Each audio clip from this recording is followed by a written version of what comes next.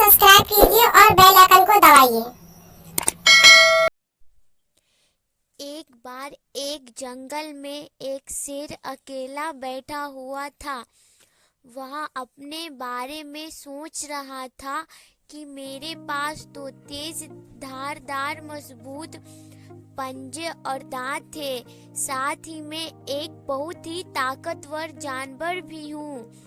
लेकिन फिर भी जंगल के सारे जानवर हमेशा मोर की ही तारीफ क्यों करते हैं? दरअसल शेर को इस बात से बहुत जलन महसूस होती थी कि सभी जानवर मोर की तारीफ करते थे।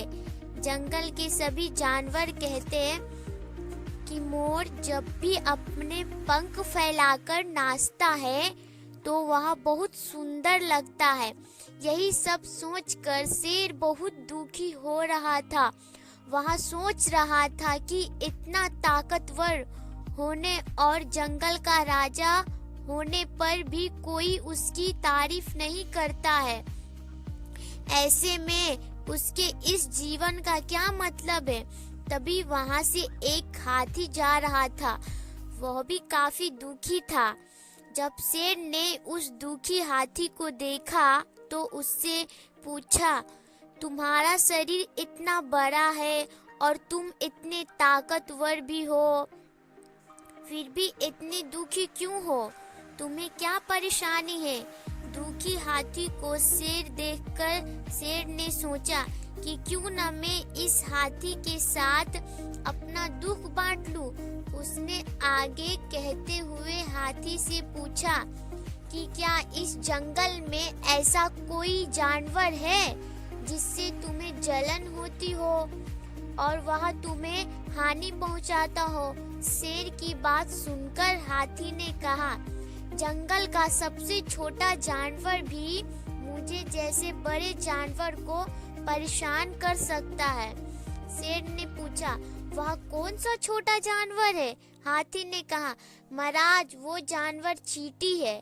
वह इस जंगल में सबसे छोटी है, लेकिन जब भी वो मेरे कान में घुसती है तो मैं दर्द के मारे पागल हो जाता हूँ। हाथी बात सुनकर शेर को समझ में आ गया कि मोर तो मुझे चींटी की तरह परेशान भी नहीं करता है, फिर भी मुझे उससे जलन होती है। इसलिए ऊपर वाले ने सभी प्राणियों को अलग अलग खामियां और खूबियां दी है। इसी वजह से सारे प्राणी एक जैसे ताकतवर और कमजोर नहीं हो सकते। इस तरह शेर को समझ आ गया कि उस जैसे ताकतवर जानवर में भी खूबियों के साथ कमियां हो सकती है।